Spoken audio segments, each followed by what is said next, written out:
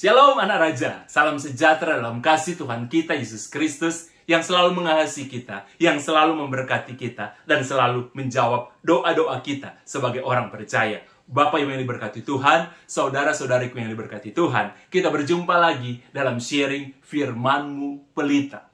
Mari sama-sama kita buka firman Tuhan hari ini yang saya ambil dalam 1 Raja-Raja pasal yang ke-8, ayat yang ke-28 sampai ayat yang ke-51. Kemudian kita akan lanjutkan saudara dari 1 Raja-Raja pasal 9 ayat 1 sampai 3. Ini sangat menarik karena ini doa yang diucapkan Salomo, yang dipanjatkan Salomo selesai dia membangun bait suci. Mari sama-sama kita baca 1 Raja-Raja pasal 8 mulai ayat yang ke-28. Salomo mengatakan demikian. Maka berpalinglah kepada doa dan permohonan hamba-Mu ini, ya Tuhan. Dengarkanlah seruan dan doa hamba-Mu panjatkan di hadapan-Mu pada hari ini. Kiranya mata-Mu terbuka terhadap rumah ini, siang dan malam, terhadap tempat yang Kau katakan, namaku akan tinggal di sana. Dengarkanlah doa yang hamba-Mu panjatkan di tempat ini.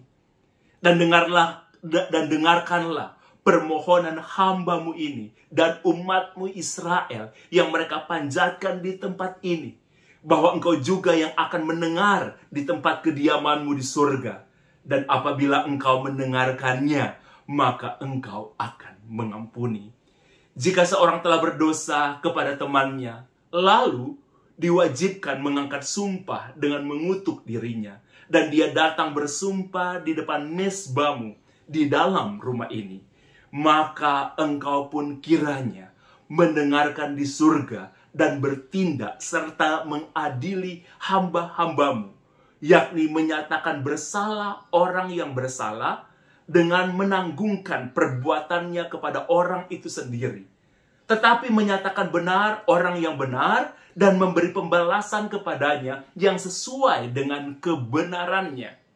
Apabila umat-Mu Israel terpukul kalah oleh musuhnya karena mereka telah berdosa kepadamu, kemudian mereka berbalik kepadamu dan mengakui namamu, dan mereka berdoa memohon kepadamu di rumah ini, maka Engkau pun kiranya mendengarkan di surga dan mengampuni dosa umat-Mu Israel dan mengembalikan mereka ke tanah yang telah Engkau berikan kepada nenek moyang mereka.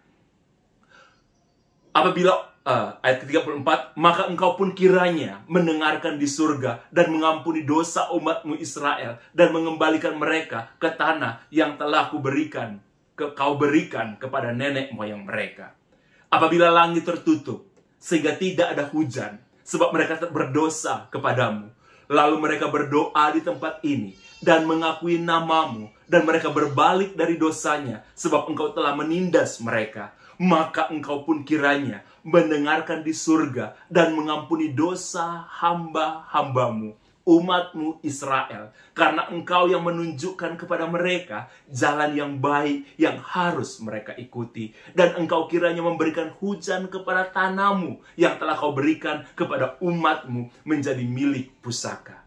Apabila di negeri ini ada kelaparan, apabila ada penyakit sampar, hama dan penyakit gandum, belalang atau belalang pelahap, apabila musuh menyesakkan mereka di salah satu kota mereka, dan apabila ada tulah atau penyakit apapun, lalu seorang atau segenap umat-Mu Israel memanjatkan doa dan permohonan di rumah ini dengan menadahkan tangannya, karena mereka masing-masing mengenal apa yang merisaukan hatinya sendiri, maka Engkau kiranya mendengarkan di surga tempat kediaman-Mu yang tetap, dan Engkau kiranya mengampuni, bertindak, dan membalaskan kepada setiap orang yang sesuai dengan segala kelakuannya, karena Engkau mengenal hatinya, sebab Engkau sajalah yang mengenal hati semua anak manusia.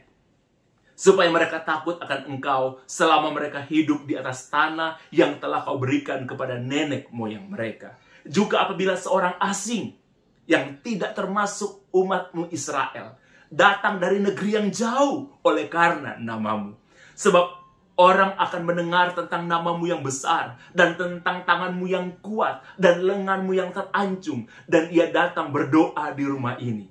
Maka engkau pun kiranya mendengarkan di surga, tempat kediamanmu yang tetap, dan engkau kiranya bertindak sesuai dengan segala yang diserukan kepada umatmu oleh orang asing itu, supaya segala bangsa di bumi mengenal namamu, sehingga mereka takut akan engkau, sama seperti umatmu Israel, dan sehingga mereka tahu bahwa namamu telah diserukan atas rumah yang telah kau dirikan ini. Apabila umatmu keluar untuk berperang melawan musuhnya, ke arah manapun engkau menyuruh mereka, dan apabila mereka berdoa kepada Tuhan dengan berkiblat ke kota yang telah kau pilih, ke rumah yang telah kau dirikan bagi namamu, maka engkau kiranya mendengarkan di surga doa dan permohonan mereka, dan engkau kiranya memberikan keadilan kepada mereka. Apabila mereka berdosa kepadamu, karena tidak ada manusia yang tidak berdosa, dan engkau murka kepada mereka, dan menyerahkan mereka kepada musuh, sehingga mereka diangkut tertawan di negeri musuh yang jauh atau yang dekat. Dan apabila mereka sadar kembali dalam hatinya di negeri tempat mereka tertawan, dan mereka berbalik dan memohon kepadamu di negeri orang yang mengangkut mereka tertawan dan berkata, kami telah berdosa, bersalah, dan berbuat fasik. Apabila mereka berbalik kepadamu dengan segenap hatinya, dengan segenap jiwanya, di negeri musuh yang mengangkut mereka tertawan, dan apabila mereka berdoa kepadamu dan berkiblat ke negeri mereka yang telah kau berikan kepada nenek moyang mereka, ke kota yang telah kau pilih, ke rumah yang telah kau dirikan bagi namamu, maka engkau kiranya mendengarkan di surga, tempat kediamanmu yang tetap, kepada doa dan permohonan mereka. Engkau kiranya memberikan keadilan kepada mereka. Engkau kiranya mengampuni umatmu yang telah berdosa kepadamu, mengampuni segala pelanggaran yang dilakukan mereka kepadamu, dan kiranya engkau membuat mereka menjadi kesayangan orang-orang yang mengangkut mereka tertawan, sehingga orang-orang itu menyayangi mereka. Sebab itu umatmu dan milik kepunyaanmu telah kau bawa keluar dari Mesir di tengah-tengah dapur peleburan besi. Hendaklah namamu terbuka terhadap permohonan hambamu dan terhadap permohonan umatmu Israel. Dan hendaklah engkau mendengarkan mereka seberapa kali pun mereka berseru kepadamu. Kita lanjut ke 1 Raja-Raja pasal 9 ayat 1-3. Firman Tuhan mengatakan demikian. Ketika Salomo selesai mendirikan rumah Tuhan dan istana raja, dan membuat segala yang diinginkannya, maka Tuhan menampakkan diri kepada Salomo untuk kedua kalinya, seperti ia sudah menampakkan diri kepadanya di Gibeon.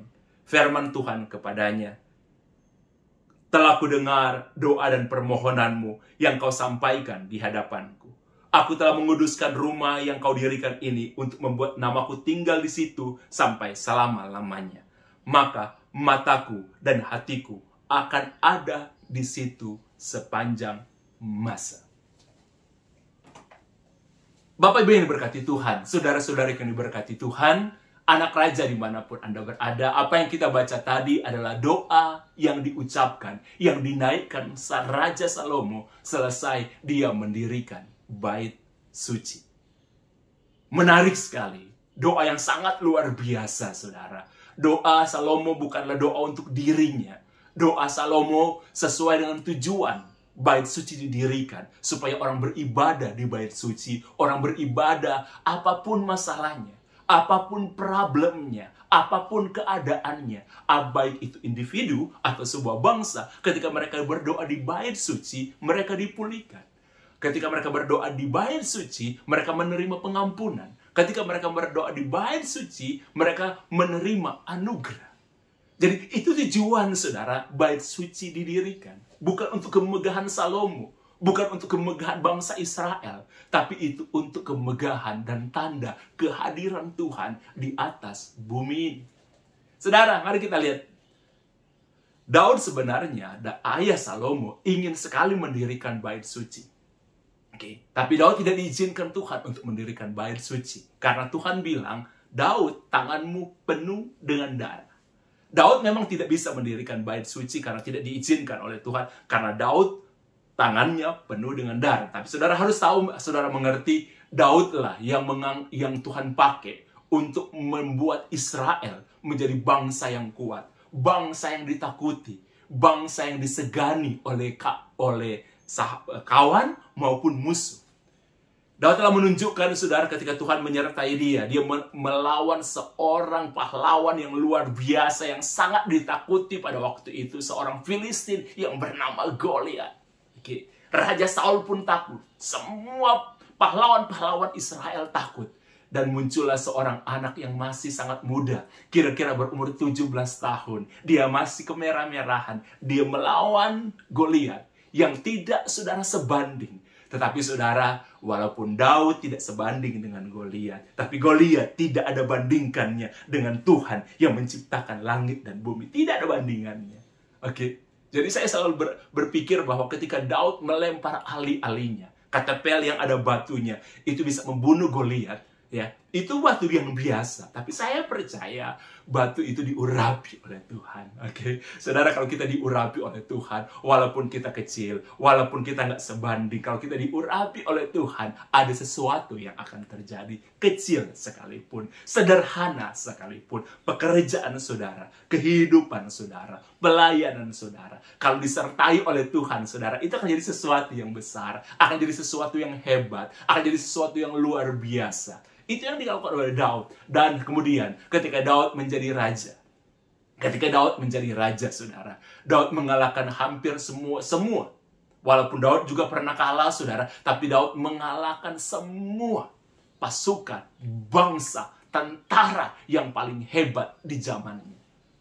Tidak ada, saudara, yang tidak bisa Daud taklukkan. Semuanya ditaklukkan oleh Daud dengan penyertaan Tuhan. Padahal Israel bangsa yang baru terbentuk. Israel sebuah komunitas yang kecil, sebuah bangsa yang kecil, tetapi mereka menaklukkan kerajaan-kerajaan yang besar. Sampai hari ini pun, saudara, Israel masih ada sebagai sebuah bangsa. Mereka pernah terpecah beberapa kali. Dari zaman dahulu sampai di zaman modern pun Israel pernah terpecah. Tapi mereka selalu disatukan kembali ketika mereka bertobat dan berseru kepada Tuhan. Karena itu doa Salomo, saudara. Karena itu doa Salomo. Dan akhirnya, saudara, setelah Daud mundur sebagai raja, Salomo maju, saudara, sebagai raja. Dipilih Tuhan untuk menjadi raja. Dan Salomo ketika pertama kali, Salomo dilantik menjadi raja. Dan dia berdoa di Gibeon. Itu pertama kali Salomo bertemu dengan Tuhan. Dan dalam mimpi. Jadi dalam mimpi di Gibeon, Salomo mempersembahkan 1000 korban bakaran. Kenapa di Gibeon, saudara? Karena Gibeon adalah tempat membakar korban kepada Tuhan, adalah tempat yang paling besar. Dan Salomo tidak pernah pelit untuk membakar korban bagi Tuhan. Salomo membakar 1000 korban bakaran bagi Tuhan. Dia nggak pernah pelit. Dan disitulah Tuhan turun, menampakkan diri dalam mimpi kepada Salomo. Dan Salomo, Tuhan tanya, meminta apa? Salomo tidak minta kekayaan.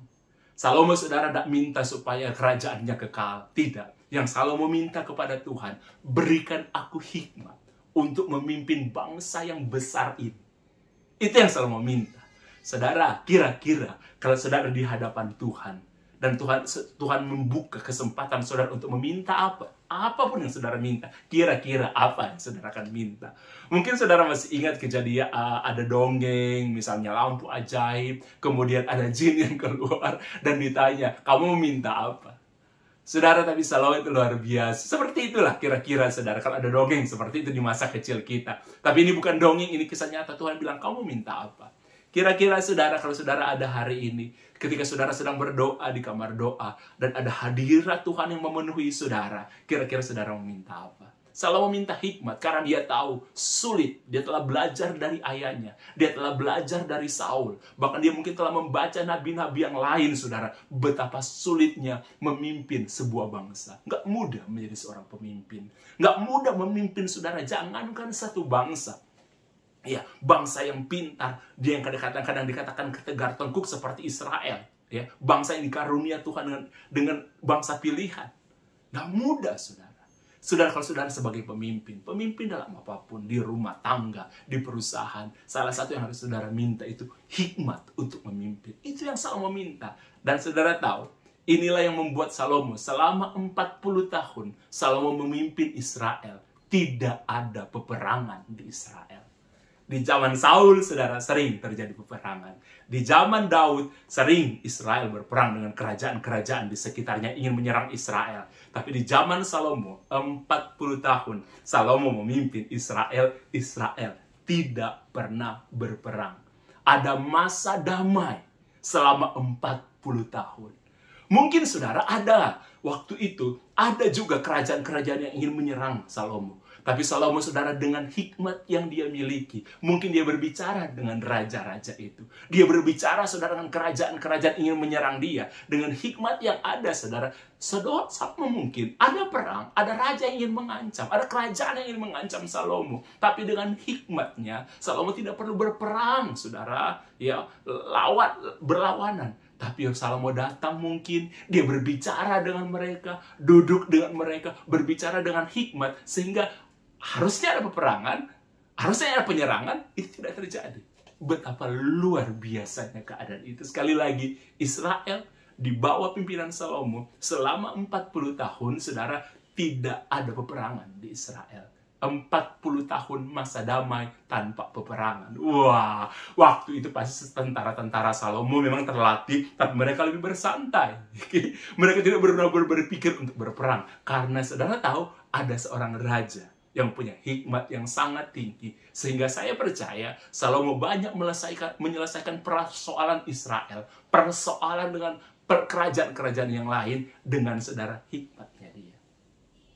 Kemudian setelah saudara, Salomo punya cita-cita untuk meneruskan cita-cita Daud, mendirikan bait suci. Dan Salomo akhirnya berhasil mendirikan bait suci.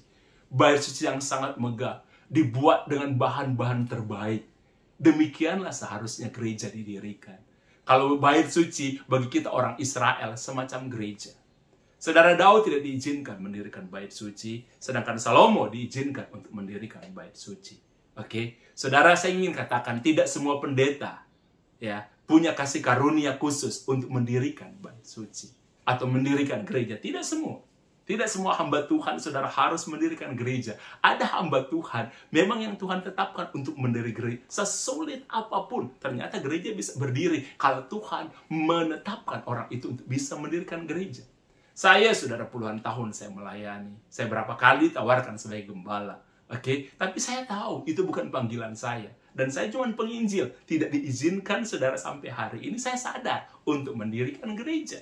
Tapi ada hamba-hamba Tuhan, saudara, yang Tuhan pakai. Sesulit apapun, yang sudah lihat ada beberapa gereja. Sesulit apapun. Tapi kalau Tuhan menetapkan hamba Tuhan itu untuk mendirikan gereja, gereja tetap akan berdiri. Berdemikian pun Salomo. Salomo diizinkan mendirikan bait suci. Dan apa yang Salomo lakukan ketika bait suci itu didirikan? Salomo berdoa supaya setiap orang yang datang, apapun masalah mereka di bait suci itu, setiap orang Israel, apakah ada kelaparan, ada sakit penyakit, ada yang berdosa, atau ada yang sakit, datang di bait suci. Jadi Salomo fokus selalu berdoa, saudara, ya, bukan untuk kemegahan, tapi saudara, pemulihan orang-orang yang datang ke bait suci. Bahkan Salomo bilang, kalaupun ada orang dari luar datang berdoa di bait suci itu, dari bangsa yang asing, mereka mendengar Tuhan yang hebat di Israel, Tuhan yang hebat yang mereka dengar, dan mereka berdoa di bait suci itu. Salomo bilang, engkau pun akan mendengarkan mereka. Wow, itu keren, saudara. Ya, dan selesai Salomo berdoa, saudara, Tuhan menampakkan diri kepada Salomo untuk kedua kalinya. Dan bukan dalam bentuk mimpi lagi. Jadi di Gibeon ketika Salomo mempersembahkan korban, dia, saudara, Tuhan menampakkan diri kepada Salomo dalam mimpi. Tapi yang kedua, Tuhan menampakkan diri kepada Salomo dalam wujud, bukan dalam keadaan bermimpi. Dalam keadaan berdoa, Tuhan menampakkan diri kepada Salomo. Dan Tuhan bilang begini kepada Salomo, telah aku dengarkan doamu. Dan mulai hari ini, namaku akan selama-lamanya ada di tempat ini. Saudara, makanya tembok ratapan atau sisa dari bait suci yang ada di Israel hari ini, itu adalah tempat yang paling suci yang ada di atas tanah ini bagi orang Israel. Sekali lagi saudara, sisa bait suci yang ada di Israel hari ini, yang disebut kalau kita pada umumnya orang Indonesia menyebut dengan tembok ratapan. Walaupun itu sisa bait suci yang kedua, saudara. Bukan yang pertama. Sisa bait suci yang kedua. Tinggal temboknya. Dan dipercaya itu, saudara, sebagai bait suci. Sisa dari bait suci yang dibangun. Dan itu adalah tempat paling suci di atas tanah ini. Di atas tanah ini, tempat yang paling suci, saudara, itu adalah tembok ratapan. Dan Tuhan memang udah janji, selalu mau bilang siapapun yang berdoa, apapun masalahnya, ketika mereka berdoa di tempat ini, kiranya engkau menjawab doa mereka. Dan Tuhan janji untuk selama-lamanya. Jadi selama bumi ini ada, oke? Tuhan bilang untuk selama-lamanya, aku akan mendengarkan doa. Makanya sampai hari ini orang Yahudi, orang Israel dari seluruh dunia, setiap tahun mereka selalu berusaha datang ke tembok ratapan. Oke, sisa dari tembok bait suci untuk datang ke sana. Mereka berdoa di sana. Biasanya kalau kita orang Indonesia dan orang Yahudi, orang Israel, mereka menulis doa mereka, saudara, dalam kertas dan mereka masukkan di dalam tembok itu. Mungkin kadang-kadang orang berpikir begini, kenapa sih? Tapi saudara, salah satu tempat yang membuat selalu saya terharu. Saya meneteskan air mata ketika saya ada di Israel. Tempat paling saya suka. Tempat saya paling favorit. Ada beberapa tempat sih. Tapi kalau saudara tanya kepada saya, dan kalau peserta yang ke Israel tanya sama saya, tempat favorit saya di mana? Saya selalu bilang, itu di tembok ratapan. Selalu saya merasa, wow, di tempat itu. Karena apa, saudara? Apa yang membuat saya merasa wow di tembok ratapan? Atmosfernya. Seperti contohnya kayak gini, beberapa kali saya mengatakan kepada saudara, kenapa saudara bisa merasa enggak? Kenapa berdoa di rumah dan berdoa di gereja itu beda? Berdoa di kamar saudara sendiri dan berdoa di kamar doa itu berbeda. Kadang-kadang kita merasa gini, kenapa ya lebih cepat rasanya doanya kalau saya berdoa di gereja? Oke? Lebih terasa gitu. Yang beda itu apa? Tuhan ada di mana-mana. Yang beda itu, saudara, itu atmosfernya. Sekali lagi, Tuhan ada di mana-mana. Yang beda itu atmosfernya. Yang beda itu atmosfernya. Begitupun dengan tembok ratapan. Sisa dari bait suci. Kalau saudara berdoa di sana, ya ada orang menganggap sih biasa-biasa aja. Ada, saudara, terserah sih setiap orang masing-masing. Tapi saya secara pribadi, saudara, saya merasa setiap saya berdoa di sana, dan saya telah melihat ada begitu banyak mujizat yang saya lihat, yang telah Tuhan lakukan. Baik saya dengar dari hamba Tuhan yang lain, saya dengar dari kisah orang lain, maupun pernah saya saksikan secara pribadi. Beberapa waktu yang lalu, saya telah menyaksikan kepada saudara bagaimana pasangan suami istri yang telah 21 tahun menikah. Oke, 21 tahun mereka menikah. Mereka menikah sejak usia yang sangat muda. 21 tahun mereka menikah. Mereka tidak memiliki anak. Secara finansial mereka sangat berlimpah. Mereka punya segalanya, saudara. Mereka sukses, mereka berdoa, dan mereka sukses, dan mereka berhasil.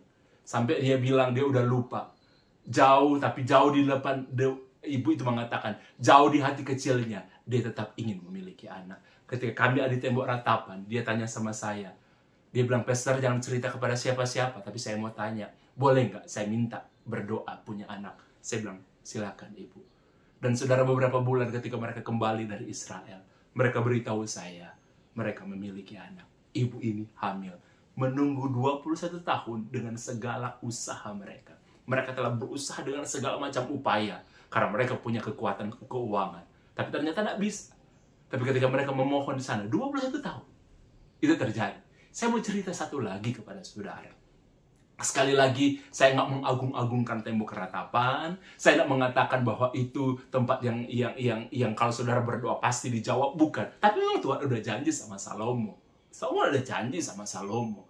Namaku ada di situ untuk selama-lamanya. Jadi telinga Tuhan terbuka di situ untuk selama-lamanya. Apakah orang Israel, orang Yahudi, atau dari bangsa lain yang berdoa yang Salomo doakan. Di tempat itu, maka Tuhan akan mendengarkan. Satu yang saya mau saksikan lagi sebelum saya selesai, saudara. Ada seorang ibu yang saya kenal, saudara. Satu kali, saudara, saya singkat aja. Pernikahan mereka udah beberapa tahun. Usaha mereka yang mereka bangun itu berhasil. mereka hidup dengan baik. Tapi saudara, satu kali mulai ada gesekan antara suami istri ini. Dan mereka selama beberapa tahun mereka menikah, itu mereka tidak memiliki anak. Dan saudara, istrinya mulai mendengar bahwa suaminya juga mulai punya seseorang wanita lain. Kemudian ketika satu kali mereka sedang bertengkar besar, saudara, yang membuat istrinya terkejut, saudara. Suaminya selama ini baik, walaupun mereka bertengkar tapi tidak pernah kasar. Suaminya mengatakan kepada dia dengan sangat kasar, dan itu sangat menyakiti hati istrinya. Dasar kau perempuan mandul. Suami istrinya itu sampai kaget, saudara. Selama ini, saudara, dia tidak pernah mendengar suaminya berbicara dengan sangat kasar. Dasar kamu perempuan mandul. Saudara, dan karena ada pertengkaran yang besar, hari itu suaminya pergi meninggalkan rumah. Dan beberapa waktu kemudian suaminya mengatakan, kita akan berpisah, kita akan bercerai. Nah, mereka ada punya dua toko. Ada dua punya usaha. Jadi suaminya tetap mengatakan, yang usaha yang satu punya kamu, yang usaha satu itu punyanya saya. Langsung mereka berbagi. Tapi mereka belum bercerai secara resmi. Suaminya bilang, nanti kita akan bercerai secara resmi. Dan suaminya bilang, rumah yang sekarang kamu tinggal, tetap kamu tinggal, saya tinggal di rumah yang satunya lagi. Dan mereka berpisah. Masih satu kota, tapi berpisah dari rumah dan jarak. Dan hari demi hari, saudara, ibu itu merasa tertekan.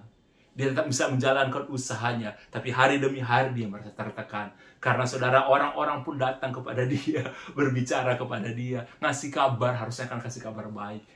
Suamimu ada dengan cewek lain loh sekarang. Tinggal sama-sama di rumah, itu yang dia dengar. Kemudian beberapa bulan kemudian, saudara, ada orang lagi kasih kabar sama dia. Dia nggak mau dengar, tapi orang kasih kabar kalau datang ke toko atau ke rumahnya dia. Suamimu ada lagi yang baru loh. Dan suaminya nggak pernah kontak dia. Tapi dia belum menerima panggilan ke pengadilan untuk bercerai. Saudara, hampir 9 bulan hal itu berlangsung. Hampir 9 bulan hal itu berlangsung. Dia sering cerita sama saya. Dia minta dukungan doa kepada saya. Ya, awal-awalnya dia berbicara tentang kesedihannya dia, tentang penyesalannya dia, dan lain sebagainya, dan lain sebagainya. Saya bilang, Ibu, ya, seperti pada umumnya, kalau perceraian terjadi, tidak pernah ada kehancuran pernikahan yang salah hanya satu pihak. Pasti dua-duanya ada salahnya. Saya bilang, iya, ibu itu akhirnya menyadari. Dia bilang, ada beberapa hal yang juga dia anggap dia salah. Oke, dia menyadari itu. Dia bilang begini sama saya, Pak Pendeta Nixon, kalau saya punya kesempatan, saya ingin merubah. Saudara, beberapa bulan dia bercerita kepada saya tentang kesedihannya, tentang apa yang dia alami, tentang sakit hatinya dia, dan lain sebagainya. Saudara, satu kali saya mendorong sama ibu ini, Ibu, mulai hari ini, Ibu berhenti berdoa tentang masa lalu. Ibu harus berhenti berdoa untuk masa depan. Karena kebanyakan kita suka berdoa untuk masa lalu, tapi lupa berdoa untuk masa depan. Akhirnya dia ambil keputusan untuk berdoa untuk masa depan. Dan satu kali, saudara, karena dia sering dengar saya berbicara tentang Israel pada waktu itu, dia bilang sama saya, Pak Pendeta Nixon, saya ingin ke Israel. Karena waktu itu, saudara, saya tidak ada slot untuk ke Israel. Ya, waktu itu saya nak ke Israel, dia pergi ke Israel dengan satu rombongan. Dan dia bilang sama saya, Pak Pendeta Nixon, kalau Pak Pendeta Nixon kan selalu bilang tempat favorit berdoa itu di Tembok Ratapan. Saya mau berdoa di sana, Pak Pendeta Nixon. Dia bilang, saya ingin berdoa, Pak Pendeta Nixon. Mungkin ini mustahil, mungkin ini tidak mungkin. Saya sudah mendengarkan sharing Pak Nixon tentang doa Salomo di pembangunan Bait Suci. Ya, tentang siapapun yang mau berdoa. Mungkin ini mustahil, Pak Pendeta Nixon. Tapi saya ingin berdoa, satu aja. Saya tidak meminta banyak.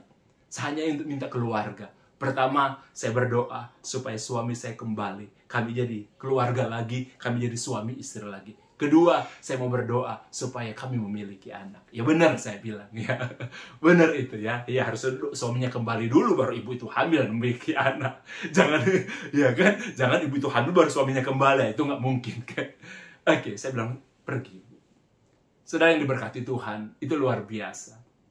Ini sangat luar biasa, saudara. Akhirnya, saudara, ibu itu dia pergi ke Israel.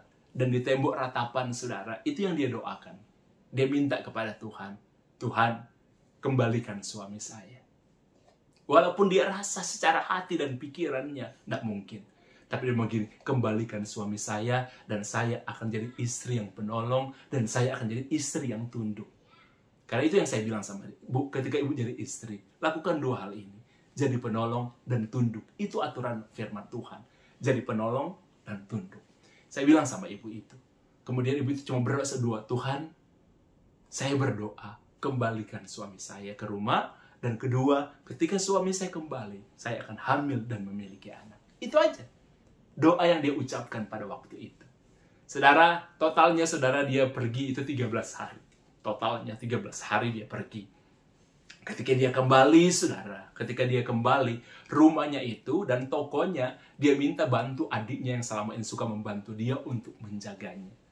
Ketika dia tiba, saudara, ketika dia tiba, kemudian dari bandara dia pergi ke rumahnya dia sengaja nak telepon adiknya, dia beritahu pasti adiknya ada di toko dan kunci rumah dia bawa. Ketika dia dan di rumah tidak ada pembantu, saudara, ketika dia sampai di rumah, dia lihat, saudara, loh, dia buka pintunya dia, ini kok tidak kekunci. Pagarnya kekunci, dia udah buka, tapi pintu rumahnya ketika dia buka, loh, kok nggak kekunci? Dia pikir, loh, adikku mungkin ini tidak ke toko. Dan ketika dia lihat, saudara, kamarnya dia, karena dia ada kayak kaca di atas, saudara, lampunya itu menyala. Lampunya itu menyala. Dia pikir, apa adikku selama ini selama saya pergi tinggal di kamar saya, tapi tidak apa-apa. Dia tidak pernah menyangka, saudara, yang Tuhan buat kejutan. Doa dia di tembok ratapan, saudara. Tuhan buat kejutan ketika dia sampai ke Indonesia. Ini kisah yang sangat luar biasa. Ketika dia buka pintu kamarnya, ada suaminya di sini. Suaminya sedang berbaring-baring di tempat tidur. Suaminya, saudara, berlari. Ini benar-benar, saudara. Suaminya berlari, berdiri dari tempat lari. Suaminya peluk dia. Suaminya, saudara, sampai turun ke kakinya dia. Dan suaminya, saudara, sampai cium kakinya. Cium tangannya, kemudian cium kakinya. Dan suaminya bilang begini kepada dia, izinkan aku untuk menjadi suamimu kembali. Izinkan aku untuk kembali ke rumah ini. Saudara, luar biasa, luar biasa. Dia berdoa, dan ketika dia kembali, dan beberapa waktu kemudian, saudara, beberapa bulan kemudian, setelah mereka kembali lagi, suaminya sudah kembali utuh, ibu ini hamil. Dan akhirnya mereka memiliki seorang anak. Itu kisah yang sangat luar biasa, saudara. Tuhan yang mengubah hati suaminya. Tuhan, saudara, bisa mengubah hati siapa saja. Tuhan bisa membuat apa aja. Oke, dari yang tidak ada, Tuhan bisa membuat ada, apalagi yang sudah ada.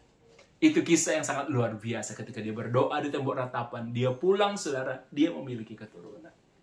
Suaminya kembali, dan dia memiliki keturunan. Saudara, sekali lagi saya tidak mengagung-agungkan tembok ratapan, tidak, saudara. Tapi itu salah satu tempat yang kudus, yang memang ada perjanjian antara Tuhan dan Salomo, bahwa siapapun yang berdoa, orang Israel maupun bukan, Tuhan akan mendengarkan. Oke? Dan Tuhan udah janji untuk selama-lamanya, aku ada di sana. Haleluya, haleluya, haleluya. Saya sarankan sama saudara, kalau saudara punya kesempatan, punya waktu, satu kali, pergilah ke Israel, saudara, untuk berwisata secara rohani di sana. Ke Yerusalem, ya. Yerusalem sesungguhnya, saudara, ada di surga nanti. Itu Yerusalem yang ada di bumi ini. Nabi-nabi pernah berjalan di sana. Tuhan Yesus pernah berjalan di sana. Tetapi, saudara, yang paling penting itu doa. Bait suci bagi orang Israel, bagi kita orang Kristen, saudara, secara pribadi itu adalah gereja. Saya menyarankan, saudara, salah satu tempat terbaik memang juga untuk berdoa, itu gereja. Dan biarlah, saudara, di gereja ketika saudara berdoa, saudara dipulihkan. Ketika saudara minta disembuhkan, saudara disembuhkan. Amin, saudara. Demikian firman Tuhan. Hari ini, mari sama-sama kita berdoa dimanapun saudara berada. Terima kasih Tuhan Yesus, karena kebaikan-Mu sempurna, karena kedahsyatan-Mu tetap dahsyat dari sekarang, dari dulu, sekarang, sampai selama-lamanya. Terima kasih hari ini kami belajar tentang doa seorang raja yang bernama Salomo.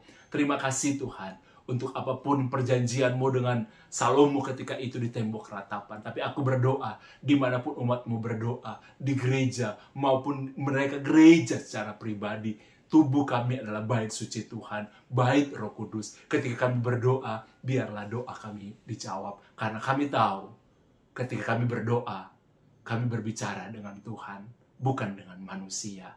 maka Tuhanlah yang mendengarkan doa kami, bukan manusia. Dan Tuhanlah yang akan menjawab doa kami. Terima kasih Tuhan, kami berdoa dan bersyukur dalam nama Tuhan Yesus Kristus. Haleluya, puji Tuhan. Amin. Ya anak raja, sampai di sini jumpa kita. Kita jumpa di kesempatan yang depan. Kalau saudara diberkati dengan khotbah ini, saudara bisa bagikan untuk teman yang lain. Saudara juga bisa subscribe atau memberikan like kepada khotbah ini. Terima kasih, Tuhan memberkati kita semua. Hai anak raja.